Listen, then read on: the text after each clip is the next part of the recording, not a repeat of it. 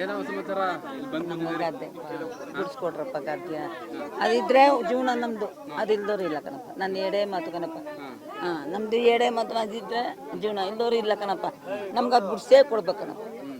ಎಷ್ಟಿಂದ ಮಾಡ್ತಿದ್ರಿ ಕೆಲಸ ಇಲ್ಲಿ ನೀವು? ಇದು 70 ವರ್ಷ ಆಗಲ್ಲ ಕಣಪ್ಪ. ಇದು ಪೂರ್ವದಲ್ಲಿ ನಮ್ಮ ಮದುವೆ ಮುಂಚೆ ಮಾಡೋದು. ನನ್ನ ಮದುವೆಗೆ ಈಗ 60-70 ವರ್ಷ ಆಗದ. ಹೌದಾ? ಏನ್ ಬೆಳಿತಾ ಇದ್ರಿ? ಹುಲ್ಲು. ಅಲ್ಲೇ ನೋಡಿ. ಈಗ ಅಲ್ಲಿ ಆಸ್ಪತ್ರೆ ನಿರ್ಮಾಣ ಮಾಡ್ತಾರಲ್ಲ, ಅದಕ್ಕೆ ನಾವು ಬಿಡಿಸ್ಕೊಡಿ ಅಂತ ಕೇಳ್ತಾರೆ. ಯಾರು ಕೇಳ್ತಾ ಇದ್ರ ಬಿಡಿಸ್ಕೊಡಿ ಅಂತ? ನೀವು ಕೇಳ್ತಿದ್ರೆ ನೀವು ನಿಮ್ಗೆ ಹೇಳ್ತಾ ಪೊಲೀಸ್ ತನಕ ಬಂದಾರೆ ಹೇಳ್ತಾರೆ. ಸಿದ್ದರಾಮಯ್ಯನವ್ರಿಗೆ ಏನು ಹೇಳ್ತೀರಾ? ಸಿದ್ದರಾಮಯ್ಯ ಹಿಂಗೆ ಏನು ಹೇಳ್ತೀವಿ ಅವ್ರಿಗೂ, ಬಿಡಿಸ್ಕೊಡಪ್ಪ ಅಂತ ಕೇಳ್ತೀವಿ ಅವ್ರು. ನೀವೇ ಓಟ್ ಹಾಕಿ ಗೆಲ್ಸಿರೋದು ನಿಮ್ಮ ಕ್ಷೇತ್ರ? ನಾವೇ ಓಟ್ ಹಾಕಿ ಗೆಲ್ಸ್ತು ಮಾಡ್ತೀವಿ, ಮುಂದರಿಸ್ತಾರೆ ನಮ್ಮನ್ನ ಅಂತ ನಮ್ಮ ಬಾಯಿ ಮಣ್ಣು ಹಾಕಕ್ಕೆ. ಹೌದಾ? ಈಗ ಯಾರು ಆಸ್ಪತ್ರೆ ನಿರ್ಮಾಣ ಮಾಡ್ರೆ ನಿಮ್ಮ ಕತೆ ಹೆಂಗೆ? ಅದನ್ನೇ ನಿಮ್ಗೆ ಕೇಳ್ತಾ ಇಲ್ವಾ? ಅದಕ್ಕೆ ಕೂತೀವಲ್ಲ, ಧಿಕಾರ ಹಾಕಿ ಕೂತೀವಲ್ಲ, ಸಾಯ್ಬೇಕು ಅಷ್ಟೇ. ಅದೇ ಇದೇ ಜೀವನಪ್ಪ. ಇದು ಜೀವನ ಇದ್ದವ್ರೆ ನಮ್ದು ಗತಿ ಇಲ್ಲ. ಇದನ್ನೇ ನಂಬ್ಕೊಂಡಿದ್ದೀರಿ? ನಂಬ್ಕೊಂಡು ಒಂದು ಹೊಸ ಕಟ್ಕೊಂಡಿವಿ. ಆ ಒಬ್ಬ ಮುದುಕಪ್ಪಂಗೆ ಹುಷಾರಿಲ್ಲ, ಅವ್ನು ಕಟ್ಕೊಂಡು ಜೀವನ ಕಳೀತಾನೆ.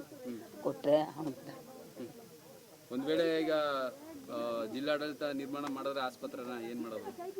ಅದೇ ಹೇಳ್ತಾ ಇಲ್ಲಪ್ಪ. ಅದು ಆಸ್ಪತ್ರೆ ಮಾಡಿಬಿಟ್ರೆ ನಮ್ಮ ಜೀವನಕ್ಕೆ ಮೊದಲು ಕೊಡಲಿ. ಏನು ಕೊಡ್ತಾನೆ, ಏನು ಕೊಟ್ಬಿಡಮ್ಮ, ಬಿಟ್ಬಿಡಮ್ಮ.